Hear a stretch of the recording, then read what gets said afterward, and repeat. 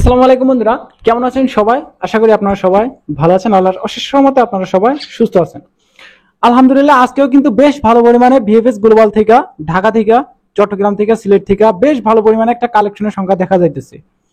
শুধু এটাই না, আজকে যারা কালেকশন করতেছে তারা 2023 এবং 24 সাল মিলায়া, 23, 24, 25 সাল মিলায়া, এবং এর সাথে সাথে ভিএফএস গ্লোবাল থেকে যে আপডেটটা দেওয়া হয়েছে মানববন্ধনের যে বিষয়টা নিয়ে, সেটা নিয়ে আলোচনা করা হবে ভিডিও শেষে। 9 জনের এসএমএস আসছে আজকে, যেই পাসপোর্ট সাবমিটের যে এসএমএস গুলা, সেগুলা একসাথে 9 জনের এসএমএস আসছে একই মালিকের। এমনও আছে যে একই মালিকের দিয়া 10, 15, 20 জন অ্যাপ্লাই করা ছিল, দেখেন 10 জন চলে গেছে, আর 10 জন মনে করেন যে বাংলাদেশে এখনো পর্যন্ত রয়ে গেছে এম্বাসিতে পাসপোর্ট জমা দিয়া। তো এইরকমই সিস্টেমে আর কি 9 জনের একসাথে ভিসার এসএমএস আসছে। তো শুধু যে এটা কিছু করা লাগে নাই বা না কইরাই চলে আসছে এরকম কিন্তু না। পেপুত্রা থেকে ওইখানে যা মালিক দিয়া সঠিক কাগজপত্রগুলা জমা করা লাগছে। এরপরে এম্বাসিতে একটা মেইল পাঠানো হয়েছে যে আপনার এই লোকগুলা দিয়া দেন, ভিসাগুলা দিয়া দেওয়ান, মানে দেওয়াই লাগবে। মালিক আইসে পেপুত্রার যে কাগজগুলা চাইছে, পেপুত্রা মালিক আইসে সেই ডকুমেন্টগুলো দিয়া গেছে। এরপরে কিন্তু 9 জনের একসাথে ভিসাগুলা হয়ে গেছে। তো আলহামদুলিল্লাহ, আজকে বেশ ভালো পরিমাণে সাবমিটের এসএমএস গুলাও আসছে, এরা কিন্তু সাবমিটও করছে। আচ্ছা, এর সাথে 2024 সালের আরো একটা পাসপোর্ট আছে, সেটার জমা দেওয়া ছিল 22 অক্টোবর আগে নুল অবস্থা 24 সালের অ্যাপয়েন্টমেন্ট পাওয়া ছিল।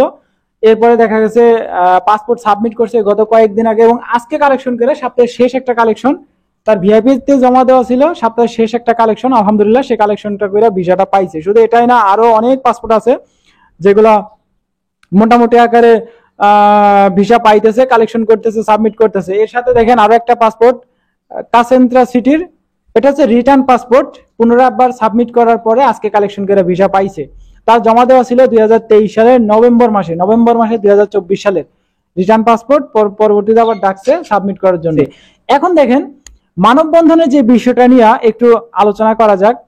দেখেন প্রতিনিয়ত যেই কালেকশন গুলা হইতেছে প্লাস সাবমিটের যে এসএমএস গুলো আসতেছে, সেই হিসাবে বলা যায় যে এর থেকে বেশি আর আমরা যত মানববন্ধন করি না কেন আটকে থাকা পাসপোর্ট গুলোর জন্য, বা নতুন যারা জমা করছেন এগুলা নিয়ে যতই মানববন্ধন করি না কেন কোনো লাভ হবে না।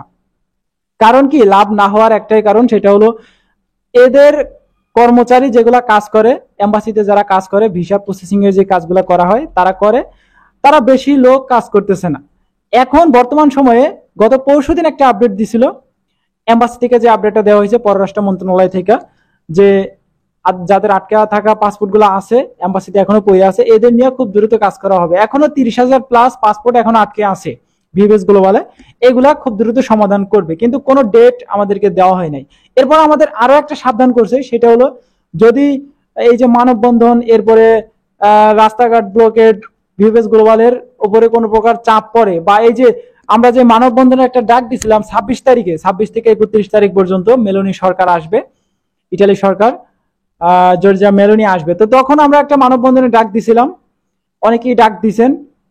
এর আগে একটা মানববন্ধন করা হয়েছিল, পরবর্তীতে দেখা গেছে এইগুলা করলে দেখা গেছে কি হবে, হয়তোবা পররাষ্ট্র মন্ত্রণালয় জানলো, বা আমাদের এই যে মেলোনি সরকার জানলো। যাই হোক, যেভাবেই হোক আমরা এটা আমরা জানানোর জন্য করতেছি। কিন্তু এখন দেখেন, যেহেতু এটা পররাষ্ট্র মন্ত্রণালয় থেকে একটা চিঠি দিছে, একটা আপডেট তারা দিয়ে দিছে যে এই যে 2023 এবং 24 সালের, মানে অক্টোবর 2024 সালের অক্টোবর 22 অক্টোবরের আগের যে কাগজগুলা, এগুলা খুব দ্রুত নিষ্পত্তি করবে, এগুলা নিয়ে কাজ করতেছে। এখন 8 থেকে 10,000 পাসপোর্ট তারা নিষ্পত্তি করছে এতদিন পরে। এখন এরা কাজ যতই দ্রুত করতে চাক না কেন, এরা কিন্তু কাজ দ্রুত করতে পারবে না, কেননা ওই যে তাদের লোক সংখ্যা কম, কাজের পসিবিলিটি, ক্যাপাবিলিটি একদমই কম ভাই, একদমই কম।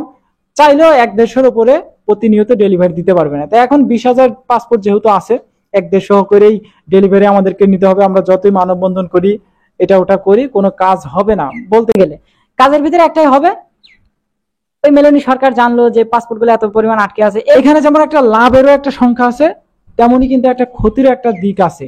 কেননা স্পষ্টভাবে পররাষ্ট্র মন্ত্রণালয় থেকে জানাই দিছে, যদি কোনো প্রকার পরবর্তীতে মানববন্ধন করা হয়, এরকম চাপ প্রয়োগ করা হয় এম্বাসির উপর, যদি কোনো প্রকার চাপ প্রয়োগ করা হয়, পরবর্তীতে যেই পাসপোর্টগুলো আটকে আছে 2023 এবং 24 সালের, এই পাসপোর্টগুলোর উপরে ইফেক্ট পড়বে। এই পাসপোর্টগুলো রিজেক্টের সংখ্যা বেশিরভাগ সংখ্যকই দেখা গেছে এগুলা ব্লক লিস্টের ভিতরে পড়ে থাকবে এবং পরবর্তীতে গণহারে রিজেক্ট করে দিবে। ওকে, যদি আপনার অরিজিনাল পাসপোর্টে হয় দেখা গেছে রিজেক্টের সংখ্যা দেখা যাবে। এরাই আর কি আপডেটের মাধ্যমে জানাই দিছে যে গত পরশুদিন একটা আপডেট দিছে, সে আপডেটটাই। যাই হোক, এখন এম্বাসি এবং পররাষ্ট্র মন্ত্রণালয় তারা একসাথে মিটিং করছে। মিটিং করার পরে এই যে 26 থেকে 31 তারিখ পর্যন্ত একটা মানববন্ধন, এটা নিয়ে তারা মিটিং এর ভেতরে আলোচনা করছে যে এখন এই পাসপোর্টগুলো তো ডেলিভারি দিয়ে দেওয়ার দরকার, কারণ এত বছর ধরে আটকে রাখা আমাদেরও এটা আমাদের আইনের ভিতরে পড়ে না। তারপরেও দেখেন এটা নিয়ে বেশিরভাগ কথা বলছে যে এই যে 26 তারিখে একটা মানববন্ধন করবে, দেখা যাচ্ছে ইটালির প্রধানমন্ত্রী আইসা যদি দেখে এই অবস্থা বাংলাদেশের, তো তখন কি অবস্থাটা হবে। ইটালি এবং বাংলাদেশের যে একটা পারস্পরিক বন্ধুত্ব, পারস্পরিক লোক আদান প্রদানের ভাবমূর্তি, এটা কিন্তু নষ্ট হয়ে যেতে পারে। তারা বলতেছে আর কি, অ্যাম্বাসিডর এবং পররাষ্ট্র মন্ত্রণালয় থেকে যে কথোপকথনটা আমরা সর্বশেষ জানতে পারি। এখন এটা তো বটেই, এটা আপনাদেরই তো দোষ তো আপনাদেরই। এখন আপনারা আইসা আমাদেরকে কি বলতেছেন, ধৈর্য ধরার কথা। আর কত ভাই, আর কত ধৈর্য ধরবে? মানুষের তো একটা ধৈর্যের একটা ব্যাপার থাকে, এই ধৈর্যের বাদ ভেঙে গেছে। আপনারা এই যে শুধুমাত্র ধৈর্য ধরার কথাই বলতেছেন, প্রতি বছর মানে এক এক মাস যাইতেছে, কাজ তো করতেছেন না, একদমই অল্প পরিমাণে ডেলিভারি দিতেছেন। এইদিকে আবার এই যে অ্যাপয়েন্টমেন্ট দিতেছেন না, হ্যাঁ, ভিসা দিতেছেন না, রিজেক্টের সংখ্যা বাড়াই দিচ্ছেন। এই হিসাব করলে দেখা গেছে আপনাদের মানববন্ধনটা করা অবশ্যই জরুরি। আবার ওই দিক থেকেও যদি দেখেন যে ইটালি এবং বাংলাদেশের শুধু নিজেদের চিন্তা করলে হবে না, পরবর্তীতে যারা জমা দিবে বা যারা অ্যাপয়েন্টমেন্ট পাইছে নতুন জমা দিবে, এদের উপরেও কিন্তু ইফেক্ট পড়তে পারে। বা এমনও আছে ইটালি এম্বাসি বাংলাদেশ থেকে একবারই উঠাই দিতে পারে, চলে যেতে পারে। এই যে গত 20 বছর, 8 থেকে 10 বছর একটা ব্লক লিস্টের ভিতরে ছিল। 2012 সাল থেকে 20 সাল পর্যন্ত বাংলাদেশ কিন্তু ইটালির যে পারস্পরিক একটা লোক লেনদেনের ব্যাপারটা, এটা কিন্তু বন্ধ ছিল। তারা ওই আপডেটের ভিতরে একদম স্পষ্ট আপনাদেরকে জানাও দিছে। পরবর্তীতে দেখা গেছে এতদিন পরে খুলছে, তারা এরকমই মনে করছে যে এখন যদি এরকম মানববন্ধন করে, যে ভিসার এই কার্যকলাপ যদি করে, তাহলে দেখা গেছে পরবর্তীতে একটা ইফেক্ট পড়বে এদের উপরে, এম্বাসি এবং পররাষ্ট্র মন্ত্রণালয়ের উপর একটা ইফেক্ট পড়বে। তো তারা চাইতেছে না এরকম কোনো ইফেক্ট পড়ুক। এই জন্যই তারা বলছে যে আমাদের একটু ধৈর্য ধরতে, এবং এইসব মানববন্ধন কইরাই কিছু হবে না, শুধুমাত্র বাংলাদেশ এবং ইটালির পারস্পরিক ভাবমূর্তি নষ্ট হবে। তো এটাই মূলত তারা জানাই দিছে, একদম স্পষ্টভাবে তারা এটাই জানাই দিছে। তো যাই হোক, বাকিটা আপনাদের উপরে। এখন আমি একলা বললে তো আর হবে না যে মানববন্ধন করেন না, আমি এটাও বলবো না যে মানববন্ধন করেন না, এবং আমি এটাও বলবো না যে মানববন্ধন করতেই হবে। তো এই ছিল আজকে সর্বশেষ যেই আপডেট সেটা।